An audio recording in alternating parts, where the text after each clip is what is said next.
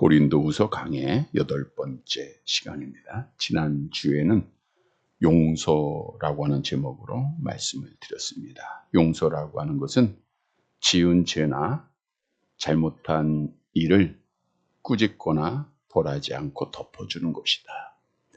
고린도 교회가 사도 바울의 사도권을 부정하고 교회를 흔들리는 것을 보고 눈물의 편지를 사도 바울이 보내게 됩니다. 지난주에 말씀드린 대로 눈물의 편지 내용 안에는 교회를 어지럽히는 자들을 징계할 것을 포함한 내용이죠. 그런데 고린도 교회가 그 권면을 받아들입니다. 그리고 그들에게 징계를 했고 그들이 회개하고 많은 사람이 돌아오고, 따라서 지난주에 사도 바울이 그런 말을 해요. 이제는 차라리 용서하라. 차라리 사랑하라. 용서는 지난주에 말씀드린 대로 조건 없이 하는 거고, 사랑이 있어야 되는 거고, 용서받은 자가 용서하는 겁니다. 바꿔 얘기하면 내가 용서를 할 때 용서받은 증거가 되는 거예요. 우리 기독교는 사랑의 종교요, 용서의 종교입니다. 다른 사람의 잘못을 지적하고 꾸짖고 벌하는 종교가 아니라 사랑으로 안아주고 감싸주는 종교다. 사도 바울의 교훈의 말씀을 다시 한번 기억해서 용서를 실천해서 우리가 주기도문에 암송하고 있는 대로 우리의 죄도 하나님 앞에 용서받아서 하나님 앞에 화목을 이루는 사랑하는 성도들이 되시기를 다시 한번 주님의 이름으로 간절히 바랍니다. 5절에서 11절 지난주에는 징계받은 자들의 용서와 위로를 당부한 후에 오늘 본문의 말씀은 마게도냐에 도착하기까지의 과정을 설명하면서 지금 계속되는 내용이죠. 사도 바울이 고린도에 방문하기로 했다가 약속을 지키지 않았잖아요. 그러니까 거짓 사도들과 또 선동을 받은 자들이 사도 바울이 우리를 사랑하지 않는구나, 우리를 버렸구나, 약속을 지키지 않는 자다, 또 바울이 사도가 아니다, 이렇게 해서 교회를 흔들고 있는 그런 상황이잖아요. 그래서 오늘 본 말씀을 통해서 내가 너희를 얼마나 사랑하고 있는데 라고 하는 그 내용을 직접 전하고 있고, 또 본문의 말씀을 통해서 본인이 내가 사도의 직을 정말 충성스럽게 감당하고 있다고 하는 사실을 증언하고 있습니다. 오늘 말씀을 묵상하면서 바울처럼 이런 제목을 잡아봤는데 우리가 수많은 신앙의 선조들의 아름다움을 본받아야죠. 그 가운데 신약에는 당연히 바울일 겁니다. 우리가 바울처럼 신앙에 미치지는 못하겠지만 어느 정도 따라가는 그러한 삶을 살아서 우리도 하나님께 영광을 돌리고 하나님 앞에 복을 받는 사랑하는 자들이 되시기를 바랍니다. 첫째 대지로 바울처럼 전도의 문을 열어줄 것을 기도하며 어디에서든지 복음을 위해서 살아야 됩니다. 본문 12절 말씀 함께 보도록 할게요. 12절 같이 봅니다. 내가 그리스도의 복음을 위하여 드로아의 이름에 주 안에서 문이 내게 열렸으되. 드로아의 사도 바울은 제2차 전도 여행 중에 방문해서 교회를 세웠던 곳입니다. 우리 사도행전 16장 8절에 나와 있는데 함께 봅니다. 무시아를 지나 드로아에 내려갔는데 밤의 환상이 바울에게 보이니. 그러니까 바울의 2차 전도 여행 때 사도 바울이 드로아라는 곳에 방문을 했습니다. 근데 지금 고린도 후서는 3차 여행 중 에베소에서 기록한 말씀이에요. 그러니까 시간적인 차이가 있죠. 그래서 오늘 말씀에 드로아에 다시 방문했다는 것은 2차 방문을 말하고 있는 겁니다. 3차 전도 여행 중에 드로아를 방문하게 돼요. 근데 사실은 에베소에 있다가 갑자기 일이 일어납니다. 한 사건이 터지게 되는데 잘 아시는 내용이죠. 데메드리오라고 하는 사건. 데메드리오가 어떤 사람이죠? 은장색 우상 만들어가지고 에베소에서 신상 만들어서 팔아서 돈벌이 하던 자잖아요. 근데 사도 바울이 우상 만들면 섬기면 안 된다. 그거 죄다. 그러니까 우상을 만드는 사람이 우상을 못 파니까 경제적 타격을 입게 되고, 데메드리오가 권력을 갖고 돈을 가지니까 사람을 선동해서 바울을 죽이려고 했잖아요. 그래서 우리 사도행전 19장 24절 함께 봅니다.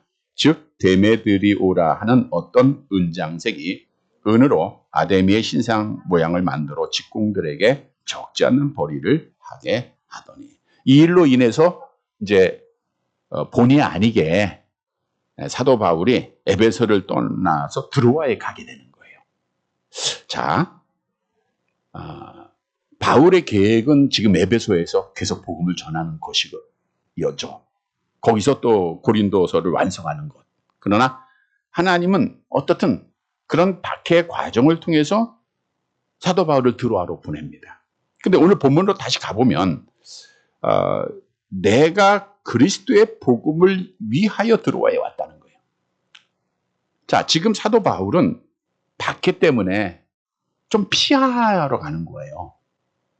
그러니까 사도 바울은 오직 복음을 위해서 살았던 자인데 너무 어렵고 너무 힘든 일도 당하고 위험한 일을 당했으니까 가서 좀 피하고 숨고 쉬고 싶은 마음이 왜 없겠습니까? 근데 오늘 본문에 그렇게 고백을 해요. 내가 그리스도의 복음을 위하여.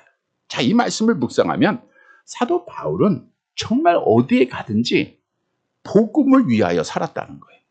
박해를 받던 받지 않던, 기쁨이 있던 즐거운 일이던, 어디를 가든지 서울을 가든지 인천을 가든지 누구를 만나든지 형제를 만나든지 친구를 만나든지 오직 그는 그리스도의 복음을 위하여 살았다라고 하는 것을 말씀해 주고 있는 거예요.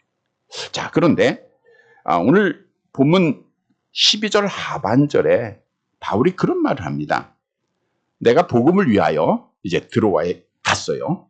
그런데 주 안에서 뭐가 열려요? 문이 열렸다. 문이 열렸다. 그러니까 여기서 열렸다라는 것은 내가 문을 열었다 그 뜻이 아니라 능동태가 아니고 수동태예요. 수동은 누군가 하는 거잖아요. 완료 수동태로서 신적 수동태입니다. 하나님이 열어주셨다는 거예요. 이 말씀은 내가 복음을 위하여서 사는 것은 내가 해야 할 일이에요. 근데 복음의 문은 누가 열어주는 거예요? 하나님이 열어주시는 거예요. 바울이 복음을 위해서 갔는데 하나님이 복음의 문을 열어주시더라는 거예요. 그러니까 드로아에서도 복음의 씨앗이 내려지게 하고 능력이 나타나게 했다는 거죠. 자, 이 말씀 가운데서 중요한 사실은 전도의 문은 내가 여는 게 아니라 하나님이 열어주시는 거예요. 그래서 사도 바울은 그 진리를 알았기에 항상 교회마다 편지할 때 뭐라고 부탁을 하죠? 골로새서 4장 3절 함께 봅니다. 또한 우리를 위하여 기도하되 하나님이 전도할 문을 우리에게 열어주사 그리스도의 비밀을 말하게 하시기를 구하라. 내가 이 일 때문에 매임을 당하였노라. 전도의 문을 열어달라. 즉 사도 바울은 항상 복음을 위해서 살았어요. 그리스도를 위해서 살았고 전도를 위해서 살았고 그리고 복음의 문을 열어달라고 기도하면서 살았다는 거예요. 그래서 오늘에게 주는 교훈은 우리도 바울처럼 항상 우리도 복음을 위해서 살아야 하잖아요. 너무나도 잘 알고 있잖아요. 그러하기 위해서는 먼저 복음의 문을 열어주셔서 함께 기도해야 돼요. 하나님, 복음의 문을 열어주세요. 그리고 나서 사도 바울처럼 복음을 위해서 살아야 됩니다. 하나님께서 사도 바울을 택하신 목적이 있었죠. 그가 다메섹으로 가는 도중에 부활의 주님을 만나잖아요. 그때 이런 말씀을 주셨죠. 사도행전 9장 15절 함께 봅니다. 주께서 이르시되 가라. 이 사람은 내 이름을 이방인과 임금들과 이스라엘 자손들에게 전하기 위하여 택한 나의 글. 그래서 죽을 때까지 복음 전하는 자가 된 거예요. 그런데 우리가 잘 아는 대로 예수를 그리스도로 믿는 자들에게는 선지자, 제사장, 왕의 직분이 회복이 됐다는 거예요. 그래서 우리는 이 시대의 선지자요, 이 시대의 제사장이요, 이 시대의 왕이라고 그랬죠. 왕처럼 세상을 지배해야 돼요. 지배받는 게 아니에요. 제사장처럼 하나님 예배해야 돼요. 뿐만 아니라 선지자처럼 우리가 복음을 전하는 자가 돼야 돼요. 우리 베드로전서 2장 9절 하반절에 보니까 아름다운 덕을 선포하게 하려 함이라 그랬잖아요. 여러분, 우리에게 있어서 아름다운 덕이 뭡니까? 복음이에요. 복음을 선포하는 선지자의 사명이 나에게 있다는 거예요. 그래서 내가 해야 할 일은 먼저는 복음의 문을 열어달라고 기도하는 일을 하는 거예요. 자, 기도는 내가 하고 응답은 하나님이 하신다. 봉사는 내가 하고 우리가 기독교는 이 확연하게 구별이 되는 거예요. 봉사는 내가 하고 복은 하나님에게 달려 있는 거예요. 그러니까 내가 한 대로 하는 게 아니라 하나님께서 하시는 일입니다. 우리는 우리가 할 일만 하면 되는 거예요. 그래서 무엇보다도 전도의 문을 열어달라고 우리가 정말 하나님 앞에 기도해야 돼요. 에베소 6장 19절 함께 볼게요. 또 나를 위하여 구할 것은 내게 말씀을 주사 나로 입을 열어 복음의 비밀을 담대히 알리게 하옵소서 할 것이니. 우리가 기도할 때마다 이런 기도를 드렸으면 좋겠습니다. 하나님, 복음의 비밀을 담대히 알릴 수 있도록 입을 열어 주옵소서. 문을 열어 주옵소서. 복음의 문을 여시는 분은 하나님이시니까 이런 기도를 우리가 드려야 돼. 그래서 전도를 많이 하는 분들, 또 세미나를 가면 정말 하나님 앞에 기도하는데 그게 옳은 방법이에요. 기도를 먼저 하는 것은 전도의 문을 하나님이 열어주셔야 되기 때문에. 여러분, 우린 시대의 선지자입니다. 파수꾼입니다. 성령 받았으면 그리스도의 증인이 돼야 돼요. 그래서 사도 바울은 기도하고 전도의 문을 하나님이 열어주시고 그는 죽을 때까지 복음을 전하는 거예요. 3번에 걸친 전도 여행 마치고 에베소 장로들을 청하고 마지막 설교를 할 때 유명한 고백을 했잖아요. 사도행전 20장 24절 예루살렘으로 내려가기 전이죠. 함께 암송해 볼게요. 내가 달려갈 길과 주 예수께 받은 사명 곧 하나님의 은혜의 복음을 증언하는 일을 마치려 하면은 나의 생명을 조금도 귀한 것으로 여기지 아니하노라. 항상 말씀이 우리의 능력이 되기를 바랍니다. 여러분, 오늘 사도 바울의 모습을 보세요. 정말 하나님 앞에 기도하고 복음 전하는 일에 힘을 다하는데 에베소에서 좋은 결실 맺는데 또 반대 세력이 있어서 피해야 돼요. 그래서 그가 갔어요. 근데 또 하나님이 가게 한 곳에서 들어와라는 곳에 또 복음을 전하는 거예요. 어디를 가든지 누구를 만나든지 그는 오직 복음을 위해 살았던 자예요. 복음만 위해 살았던 거예요. 이러한 자가 내가 선한 싸움을 싸우고 나의 달려갈 길을 마치고 믿음을 지켰다고 고백하는 거예요. 여러분, 우리의 삶이 얼마 더 우리에게 주어진지 알 수 없어요. 그러나 하나님의 정한 시간은 분명합니다. 우리는 그때까지 사도 바울의 이 모습을 본받았으면 좋겠습니다. 복음을 위해서 기도하고 하나님 복음의 문을 열어주세요. 우리 형제, 우리 자녀의 복음의 큰 문을 열어주세요. 기도하고 그들에게 복음을 전하는 어디에서든지 누구에게든지 사도 바울처럼 복음을 전해서 우리 하나님께 영광을 돌리는 사랑하는 성도들이 되시기를 간절히 바랍니다. 두 번째 대지로 바울처럼 신앙의 동역자들이 있어야 돼요. 우리 본문 13절 말씀을 함께 볼게요. 13절.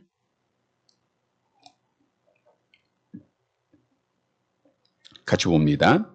내가 내 형제 디도를 만나지 못함으로 내 심령이 편하지 못하여 그들을 작별하게 하고 마게도냐로 갔노라. 사도 바울이 드로아에 가는 두 가지 이유가 있어요. 하나는 복음을 위해서 전하기 위해서 갔고, 오늘 본문에 보니까 내가 내 형제 디도를 만나지 못했다. 그럼 어디서 만나기로 한 거예요? 드로아에서 만나기로 한 거예요. 근데 거기서 못 만난 거예요. 자, 앞에서 언급한 대로 바울은 에베소에 있을 때 고린도 후서를 쓰기 전, 그러니까 전서를 마치고 교회가 또 여러 가지 많은 문제가 생겼잖아요. 그래서 눈물의 편지를 먼저 썼다 그랬죠. 눈물의 편지를 디도를 통해서 고린도에 전달을 합니다. 그리고 나서 드로아에서 디도를 만나기로 한 거예요. 그러니까 기다린 거예요.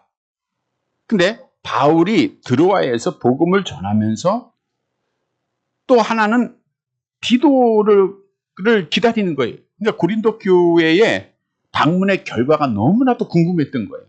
그래서 바울도 인간인지라 오늘 본문에 보니까 얼마나 초조하게 기다렸는가를 알 수가 있어요. 자, 만나지 못함으로 인해서 어떻게 돼요? 디도를 만나지 못하고 내 심령이 편하지 못했다는 거예요. 그러니까 심령이 불편할 정도가 아니라 영혼까지 극심한 염려와 불안에 사로잡혔다는 거예요. 자, 다시 말하면 바울의 마음이 편하지 못한 막 그 영혼까지 염려하고 불안한 것은 디도를 만나지 못했기 때문인데, 잘 보세요. 디도를 만나지 못했다는 것은 누구에 대한 소식을 듣지 못했기 때문에 그래요? 고린도의 교회의 소식이에요.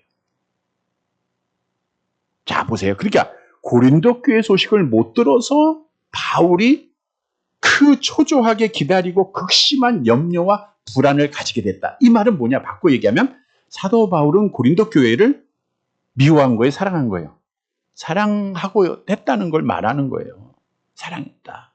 지금 고린도 교회 성도들이 사도 바울이 우리를 버려서 우리 사랑 안 해. 그래서 온다고 하고 안 온 거야. 이렇게 막 지금 거짓으로 소문나고 바울을 막 정죄하고 있었잖아요.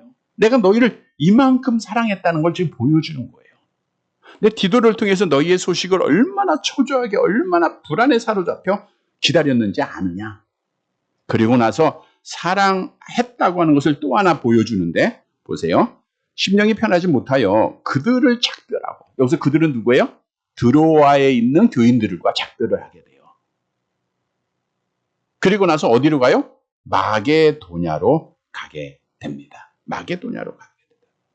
마게도냐는 고린도를 떠나서 드로아나 에베소로 가기 위해서 반드시 통과해야 될 한 시예요. 그러니까 마게도냐가 고린도에서 가까워요. 그러니까 거기서 사도 바울이 누구를 기다린 거예요? 디도를 기다린 거고, 디도를 기다리는 건 누구를 기다린 거예요? 고린도 교회의 소식을 기다린 거예요. 내가 이렇게 나의 일정까지 바꿔가면서 너희의 소식을 정말 간절하게 기다리고 초조하게 기다리고 있는 내가 너희를 사랑하고 있다고 하는 것. 그것을 전하고 있는 겁니다. 자, 그런데 바울이 그러면 이렇게 초조하게 기다리고 있던 디도는 어떤 사람인가? 우리가 디도에 대해서 알아야 되겠죠? 먼저 사도 바울이 디도를 이렇게 표현을 합니다. 디도서 1장 4절 함께 봅니다. 같은 믿음을 따라 나의 참 아들 된 디도에게 편지하는, 같은 믿음을 따라. 그러니까 우리 기독교의 믿음은 하나예요. 예수가 그리스도의 하나님이심을 믿는 거죠. 예수님이 나의 죄를 대속해서 십자가에 죽으시고 나를 살리셨다. 이거 믿음 같아요. 이거는 뭐 남녀노소 불문하고 다 같은 믿음입니다. 아프리카에 있던 미국에 있던 한국에 있던 이 믿음은 같아요. 근데 여기 다음에 보니까 나의 참 아들 된 디도. 디도가 바울의 아들인가요? 바울이 낳았다는 거죠. 그러니까 바울의 전도를 통해서 디도가 예수를 믿게 됐다, 그런 뜻이고요. 그 다음에 디도는 그 이후에 고린도 교회를 위해서 사도 바울처럼 헌신을 했어요. 우리 고린도후서 8장 16절 함께 봅니다. 너희를 위하여 같은 간절함을 디도의 마음에도 주시는 하나님께 감사. 그러니까 사도 바울이 고린도 교회를 사랑하고 사역한 그 마음을 디도에게도 하나님이 주셨다, 그거예요. 그러니까 디도가 고린도 교회를 위해서 수고했다는 걸 알 수가 있고요. 후에 바울은 디도를 그레데에 남겨두고 그곳 교회를 감독하는, 지금으로 말하면 담임 목사의 책무를 맡기게 되죠. 우리 디도서 1장 5절에 나와 있습니다. 함께 봅니다. 내가 너를 그레데에 남겨둔 이유는 남은 일을 정리하고 내가 명한 대로 각 성의 장로들을 세우게 하려 함이라. 그래서 성경 위에 전승이라는 게 있어요. 그 책에 보면 디도는 그레데의 초대 감독이었다. 그리고 고령으로 사망했다. 이렇게 나와 있고요. 그의 후계자가 디도를 가리켜 이런 말을 합니다. 그레데 교회의 첫 번째 초석이었고 진리의 기둥이었고 신앙의 본거지였고 바울의 음성에 강력한 메아리였다. 다시 말하면 디도는 사도 바울의 진짜 동력자였어요. 우리 고린도후서 8장 23절 함께 볼게요. 디도로 말하면 나의 동료여 너희를 위한 나의 동력자야. 나의 동료여 너희를 위한 나의 뭐예요? 동력자다. 그럼 사도 바울에게는 디도가 힘이 됐겠죠? 위로가 됐겠죠? 그래, 즉 사도 바울은 혼자서 사역을 감당한 게 아니에요. 이러한 동력자들을 통해서 하나님의 뜻이 이루어졌다는 거예요. 그래서 오늘 본문에서 우리에게 주는 교훈은 우리도 바울처럼 동력자가 있어야 돼요. 우리 여러분 신앙생활은 혼자 하는 게 아니다. 여러 번 말씀드렸어요. 특히 우리 기독교의 신앙생활은 절대로 혼자 할 수가 없어요. 혼자 할 수 있다고 하면 교회를 세우지 않았죠. 우리 예수의 몸된 지체들 필요가 없죠. 예수님이 피값으로 교회를 세울 필요가 없었던 거죠. 같이 협력을 해야 돼요. 우리가 연약한 인간이다 보니까 쓰러질 때가 있잖아요. 그러면 내가 스스로 못 일어나요. 우리가 오늘도 중보기도 했는데 이 기도를 통해서 일으켜도 주고 도움도 주고 물에 빠졌을 때 건져도 주고 아플 때 위로도 하고. 그래서 우리는 정말 기도의 동력자들이 있어야 되고요. 예배 동력자들이 있어야 됩니다. 여러분 여러분 혼자 예배 못 드리잖아요. 새로 사람들이 오면 막 힘도 나잖아요. 이 동력은 같이 하는 겁니다. 같이. 그래서 우리는 정말 동력자를 위해서 기도해야 되고 내가 동력자가 돼야 되고 또 동력자들이 나에게 있어야 돼요. 그래야 우리가 끝까지 믿음을 지키게 됩니다. 사도 바울은 많은 동력자들이 있었어요. 바울이 전도 여행을 할 때마다 혼자 한 게 아니잖아요. 1차 때는 바나바 데리고 갔죠. 2차 때는 또 실라를 데리고 가죠. 또 마가도 도움이 됐죠. 로마 감옥에 있을 때 얼마나 많은 사람이 도와줬습니까? 그러니까 수많은 동력자들이 있었어요. 그래서 하나님의 사역이 감당한 거예요. 여러분도 좋은 동력자들이 돼야 돼요. 모세가 하나님 앞에 사명을 받잖아요. 떨기나무 불꽃 가운데서 야 가라 그랬더니 모세가 여러 번 핑계하죠. 나 말 못해요. 나 입이 둔해서. 그때 하나님이 이런 말을 하십니다. 출애굽기서 4장 14절 같이 봅니다. 여호와께서 모세를 향하여 노하여 이르시되 레위 사람 내 형 아론이 있지 아니하냐. 그가 말 잘하는 것을 내가 아노라. 그가 너를 만나러 나오나니 그가 너를 볼 때 그의 마음에 기쁨이 있을 거야. 그러니까 모세가 혼자 한 게 아론이 동력을 하더래. 말 잘하는 사람 동력해주고 그러니까 나의 부족함을 채우는 사람을 다 동력해주는 거예요. 멋진 동력은 우리가 잘 아는 대로 아말렉과의 전쟁에서 모세가 이제 산에 올랐을 때 여호수아는 전쟁에 나가는 동력, 또 여호수아와 훌은 모세의 팔을 잡아주는 동력이에요. 이게 또 힘입니다. 동력을 하는 거예요. 우리 다시 한번 볼까요? 출애굽기서 17장 12절 함께 봅니다.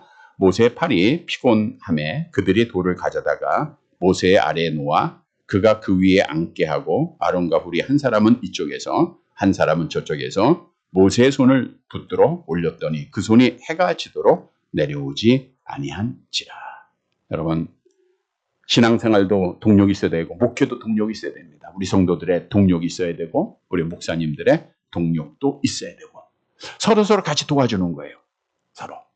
그래서 그래야 하나가 되고 그래야 한 몸을 이루고 그래야 끝까지 믿음을 지키고 그래야 행복한 신앙생활을 하게 돼 있는 거예요.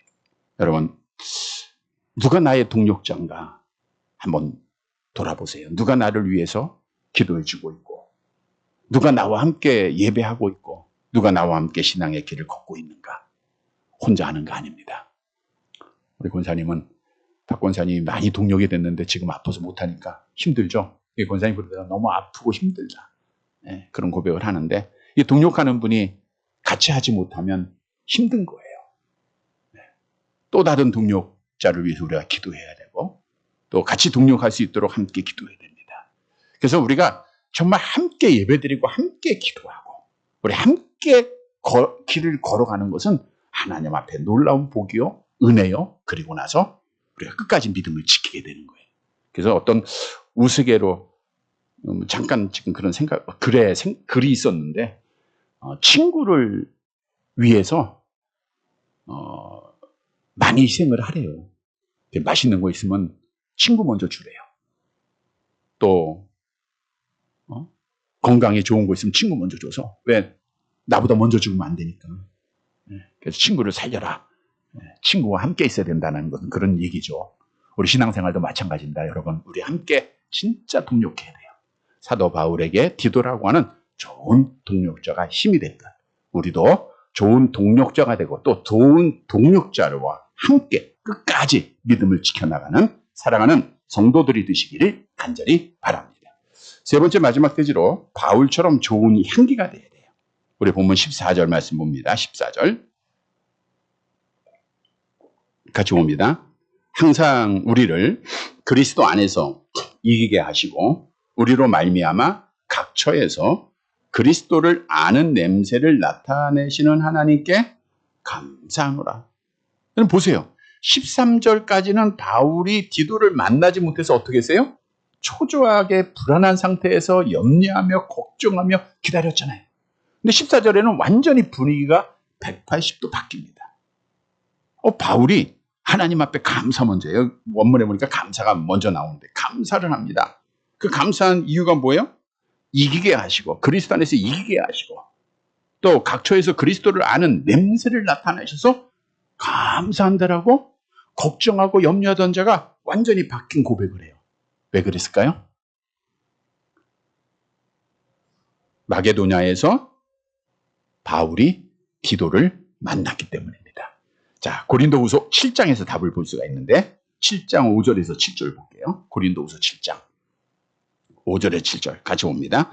우리가 마게도냐에 이르렀을 때에도 우리 육체가 편하지 못하였고, 그건 지금 내용이죠? 그 다음에 계속 볼게요. 사방으로 환난을 당하여 밖으로는 다투며 안으로는 두려움이 오노라. 원래 만나지 못했을 때 그랬죠? 그 다음에 계속 시작. 그러나 낙심한 자들을 위로하시는 하나님이 디도가 옴으로 우리를 위로하셨으니 그가 온 것뿐 아니요 오직 그가 너희에게서 받은 그 위로로 위로하고 너희의 사무함과 애통함과 나를 위하여 열심히 있는 것을 우리에게 보고함으로 나를 더욱 기쁘게 하였느니라.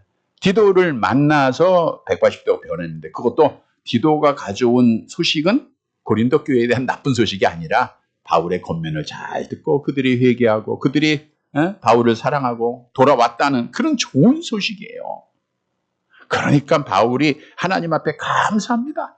이기게 하신 것 감사합니다. 정말 좋은 냄새 나게 하고 감사합니다. 여기서 냄새를 나다라는 건 현재 분사인데 그리스도의 복음의 향기가 지금 계속해서 고린도에 펼쳐지고 있다는 것. 계속해서 복음의 향기가 나고 있다는 것 감사합니다. 이렇게 고백을 한 거예요. 따라서 바울은 계속 설명을 합니다. 본문 15절 함께 봅니다. 우리는 구원받은 자들에게나 망하는 자들에게나 하나님 앞에서 그리스도의 향기니. 여기서 사도 바울이 이제는 자기의 사도직에 대해서 말씀을 하는 거예요. 내가 구원받은 자들에게나 망하는 자들에게나 하나님 앞에서 뭐예요? 그리스도의 향기다. 여러분 그리스도의 향기라고 하는 게 뭔가? 이거는 희생 제사를 의미하는 거예요. 그리스도 앞에 향기는 제물이 태워졌을 때 나는 겁니다. 그냥 가만히 있는데 향기가 나는 게 아니에요. 지금 우리가 뭐 좋은 향을 뿌리면 이제 향기가 나겠지만 그 향이 아니고 성경에 보면 자 어떤 게 하나님 앞에 향기인가를 말씀해 주고 있는 내용들이 많은데 우리 출애굽기서 29장 18절 함께 봅니다. 그 수량 전부를 제단 위에 불사르라. 이는 여호와께 드리는 번제요. 이는 향기로운 냄새니 여호와께 드리는 화제라. 그러니까 여호와께 향기다라는 것은 지금 제물이 태워져서 연기가 날 때 하나님이 그거를 기쁘게 받으신다라는 거예요. 또 레위기서 1장 9절 같이 봅니다. 그 내장과 정강이를 물로 씻을 것이요 제사장은 그 전부를 제단 위에서 불살라 번제를 드릴지니 이는 화제라. 여호와께 향기로운 냄새. 그러니까 번제물이 없으면 향기가 돼야 안 돼요? 안 되는 거예요. 짐승이 죽지 않고 태워지지 않으면 향기가 안 되는 거예요. 그냥 자연적으로 짐승이 뭐 양이나 소나 제물을 가져왔는데 그 향기 그냥 나는 거 아닙니다. 다 버리고 내장이나 정강이 다 버리고 그 몸이 다 태워졌을 때 향기가 나는 거예요. 자, 그러면 오늘 본문으로 가보면 사도 바울은 그런 고백을 하잖아요. 내가 하나님 앞에서 그리스도의 향기라. 이 말은 뭐예요? 내가 그냥 가만히 있어서 향이 난다 그 뜻이 아니고 제물처럼 태워졌다, 죽어졌다. 뭘 위해서? 복음을 위해서. 내가 복음을 위해서 내 몸을 바치고 내 목숨을 바치고 그랬더니 그 헌신, 그 희생을 통해서 향기가 하나님 앞에 났다라고 하는 뜻을 설명하는 거예요. 그래서 향기가 되려면 희생 제물이 되어야 되는 거예요. 그러니까 바울은 내가 사도의 직을 희생하면서 내 몸 바쳐가면서 번제물로 태워가면서 내가 지금 이 사역을 감당하고 있다라고 말하고 있는 거죠. 그런데 이 냄새가 어떤 결과를 가져오죠? 본문 16절 같이 봅니다. 이 사람에게는 사망으로부터 사망에 이르는 냄새요, 저 사람에게는 생명으로부터 생명에 이르는 냄새라. 누가 이 일을 감당하리요? 자, 분명히 바울이 자기의 몸을 희생하며 복음을 전하고 향기가 나는데 어떤 사람에게는 그 냄새가 사망에 이르는 냄새예요. 누구에게? 믿지 않는 자들에게. 그럼 어떤 사람에게는 생명에 이르는 냄새. 누구에게? 믿는 자에게. 그러니까 바울이 사도직을 감당한다는 게 생사를 가져오게 하는 거잖아요. 살리기도 하고 죽이기도 하는 거예요. 얼마나 귀한 사역입니까? 그래서 오늘 본문에서 누가 이 일을 감당하리요? 정말 사도직은 그냥 감당할 수 없다는 거예요. 이러한 책임이 따르는 거예요. 인간의 능력이나 자신의 능력으로 자기의 경험으로 할 수가 없다는 거예요. 그래서 사도 바울은 나는 하나님의 은혜로 이 사역을 감당하고 있음을 오늘 말씀을 통해서 고백하고 있는데, 본문 17절 마지막 절 같이 봅니다. 우리가 수많은 사람들처럼 하나님의 말씀을 혼잡하게 하지 아니하고 또 순전함으로 하나님께 받은 것 같이 하나님 앞에서와 그리스도 안에서 말하는, 수많은 사람들처럼 그랬어요.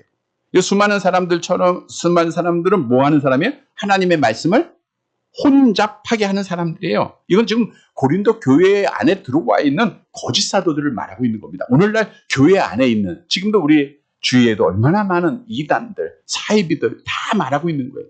여기서 혼잡하다라고는 단어가 무슨 뜻이냐면, 우리 장사하는 사람들이 뭐 지금도 그런 건 많이 없어졌지만, 전에 그냥 뭐 딸기를 산다 그러면 보이는데 앞줄에는 제일 좋은 거예요. 그 걷어내면 조금 상한 것도 있고 조금 작은 것도 있고, 그거에 이 단어가 그 단어입니다. 또 어떤 의미냐면 포도주에 원액에 물을 탔다, 그 뜻이거든요. 그러니까 거짓으로 하는 거죠. 자기의 이익을 위해서 좋은 것 먼저 하고 그 다음엔 품질이 떨어지는 거 보이지 않도록 하는 거. 거짓 사도들이 그런 일을 해요. 그런데 사도 바울은 뭐라 그래요? 나는 그렇게 하지 않았다는 거예요. 내가 사역을 위해서 나는 그렇게 하지 않았다. 나는 순전함으로 했다는 거예요. 진짜 처음이나 나중이나 똑같이 앞에 좋은 거 있으면 뒤에 좋은 거 있고, 포도주에 물 타지 않고 원액 그대로, 복음 그대로 지켰다는 거예요. 그거 전했다는 거예요. 그래서 말씀하잖아요. 그 순전함으로 하나님께 받은 것 같이 하나님 앞에서와 그리스도 안에서 말하노라. 그러니까 사도 바울은 하나님의 은혜로 순전함으로 이 사역을 감당했다는 거예요. 그래서 우리가 오늘에서 주시는 교훈은 우리도 사도 바울처럼 정말 순전하게 좋은 냄새 나게 해야 됩니다. 자, 근데 앞에서 언급한 대로 냄새를 나기 위해서는 어떻게 돼요? 내가 희생돼. 하나의 밀이, 암송할게. 하나의 밀이 땅에 떨어져 죽지 않으면 하나를 그대로 죽으면 많은 열매를 맺느니라. 로마서 2장 1절 계속 암송합니다. 12장 1절 암송합니다. 그러므로 형제들아, 내가 하나님의 모든 자비하심으로 너희를 권하노니 너희 몸은 하나님이 기뻐하시는 거룩한 산 제물로 드리라. 이것이 너희의 드릴 제물로 드리라가 향기라. 우리가 제물로 드려져야 향기가 나잖아요. 사도 바울처럼 우리 좋은 향기 내서 많은 사람 앞에 생명을 이르게 하는 귀한 냄새가 되는, 그러니까 있는 곳에서 여러분이 좋은 향기 내야 되는 거예요. 이런 성도들이 되시기를 바랍니다. 말씀을 정리해 드립니다. 여러분, 우리가 사도 바울처럼 살아야 되는데 바울처럼 복음을 위해서 살아야 돼요. 바울처럼 신앙의 동력자들이 돼야 되고 바울처럼 좋은 향기 내야 됩니다. 희생하는 자가 돼야 돼요. 사랑하는 성도 여러분, 오늘 주신 말씀 따라 바울처럼 이런 자가 돼서 정말 우리도 마지막 날 멋지게 내가 선한 싸움 싸우고 나의 달려갈 길을 마치고 믿음 지켰습니다. 고백하고 상 받는 사랑하는 성도들이 되시기를 주님의 이름으로 간절히 바랍니다.